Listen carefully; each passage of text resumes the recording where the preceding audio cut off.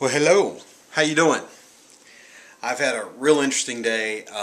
Been helping someone that lives in Italy try to learn about juicing. They speak very little English, doing some English Italian translations and trying to make sure things don't get lost in translation.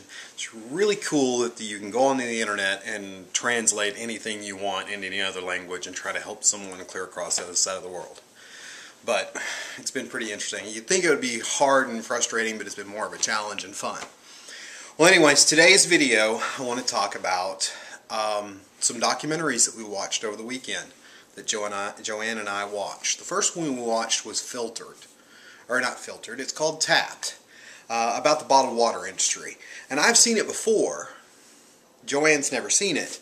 But it was interesting how when you go back and you watch something a second time, you pick up on stuff the second time. Also, we watched The Vanishing Bees, which, holy crap, you know.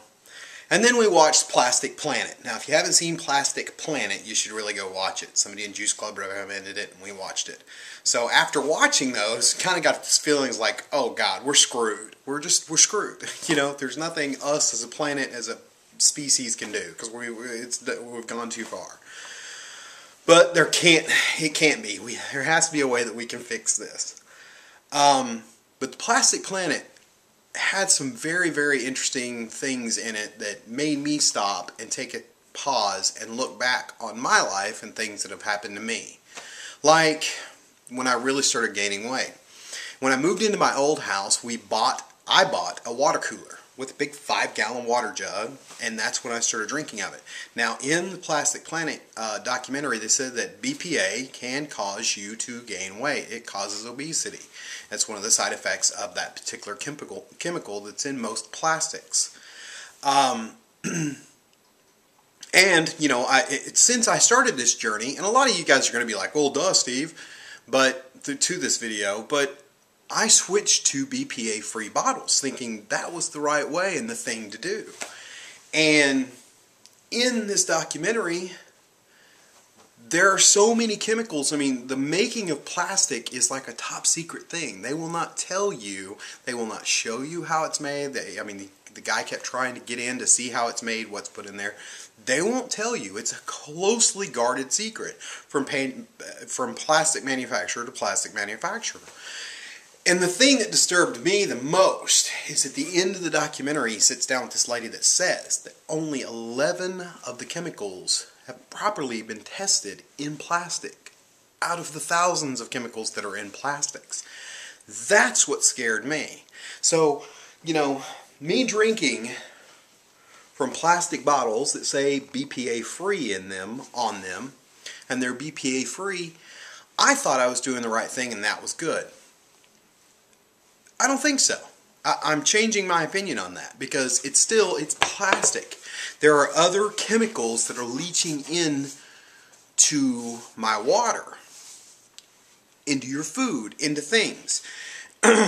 They've not all been tested yet. They don't know. They also don't know what it's doing to the environment. So I'm going to quit drinking from any kind of plastic container. Now it's going to be a little difficult to go and get water when, you know, you don't have any plastic containers, have to use glass containers. And it's going to be such a pain in the butt, but yet filtered water is not regulated. There's only like one person that regulates that stuff at the EPA. So we went and picked up some glass bottles to start drinking from first. And also what I've decided to do is we're probably just going to get a filter and start drinking tap water. And this next juice feast we're going to do, I think what I'm going to do is just completely drink from the tap and see if it makes any kind of a difference, good, bad, otherwise, you know, on how I feel, how much weight I lose, whatnot. Because since we've been here in North Carolina, you know, Joanne doesn't have a water cooler like I've got back at home where you can go get 5-gallon jugs. So we've been refilling these bad boys.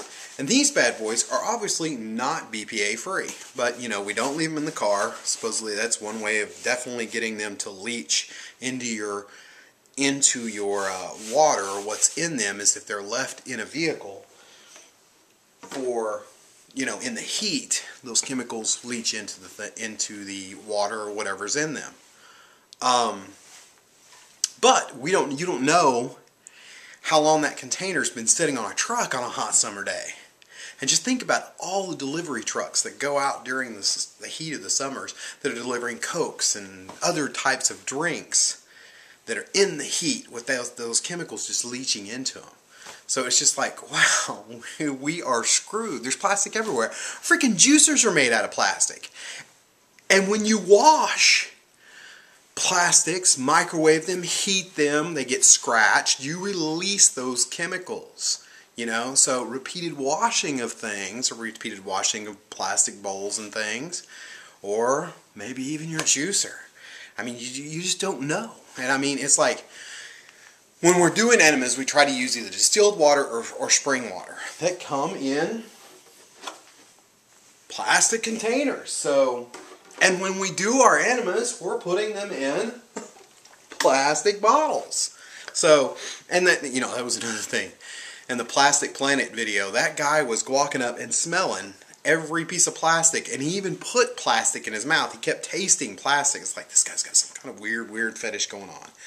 But our enema bottles, and I don't remember, I don't have the box, if it said this was BPA free or not. But I mean, we're putting water in from a plastic container in a plastic bag and then putting it up our colons. That may not be very healthy. Now, I do still think enemas and colonics are very healthy. But I'm going to look into replacing this with some kind of a glass jar type apparatus. I know that there are ones that are made out of glass, you know, a glass container to put your thing in. I mean, the hoses are still going to have to be plastic. But I mean, there's so much plastic everywhere. We rely on it so much, we just can't walk away from it.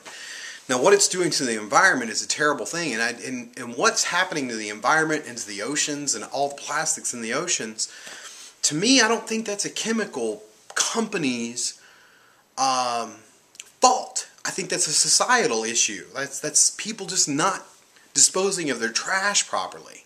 You know, there's a beach in Southern California that's it's just plastic. The most southernest beach in California is just made up of all of plastic. And it's terrible. But that's us. That's our fault because we didn't dispose of our plastic properly. There's got to be a way to come around this. But it's made me really think of all the plastic that I have that's in my life, around me. The camera I'm using is plastic. You know, it's vital. I mean, it can't go away. We have to keep using it. But the way we dispose of it that's better for the planet is something we as a society must do a better job on. Or we're not going to make it much longer. I mean, it's affecting the plant life, or not the plant life, the sea life. It's, you know, all these other chemicals are also affecting the bees. And let's face it, guys, the sea life goes, the bees go, we go. So, something to think about. I mean, in the Plastic Planet, I think they interviewed the guy from Tapped that goes out and checks the plankton to plastic ratio in the ocean. And he said it was 60-1 plastic to plankton in the ocean in the Plastic Planet video. So, it's freaking scary. You know, and I mean, plastic's everywhere. My glasses are plastic, and they're on my face all the time, touching my skin, leaching into my system. Lots of things to think about, you know. Think about all that cosmetic surgery that people have, and plastic things are put in your body that way. So, but anyways, it made me really think, and I'm pretty much going to quit doing anything that comes out of a plastic container. So, hopefully, we'll find some glass 5-gallon jugs. Which, that may not even work either because it's got to go on the water cooler, and the water cooler's made out of plastic too. So, damn. A lot of stuff to invest in. But, simple, quick thing that we're going to do right off the bat. Glass bottles and tap water. I know you're going to be like, oh, Steve, but there's so much stuff in tap water. Better than all these other chemicals. I mean, we can get a filtration system. We're looking into filtration systems and different types of filters and whatnot. But here you're trying to do the right thing, be healthy and drink water, but it's full of all these chemicals. So it's like, where do you go? You know, what do you do? Go to a natural spring, fill up your bottles, your plastic bottles. Now they've got chemicals in them with your spring water. So it's like, what do you do? What do you do? So, but this is the first step that I'm going to take. Quit doing the plastic. Quit going and getting the filtered water in the plastic containers. It's the first step that we're going to be taking. So, anyways, I hope that gives you something to think about. Again, go check out those documentaries. Tapped, Plastic Planet, Vanishing Bees. They're very good, very informative documentaries. Make you stop and say, wow. Anyways, please like, subscribe, comment, and I'll talk to you soon.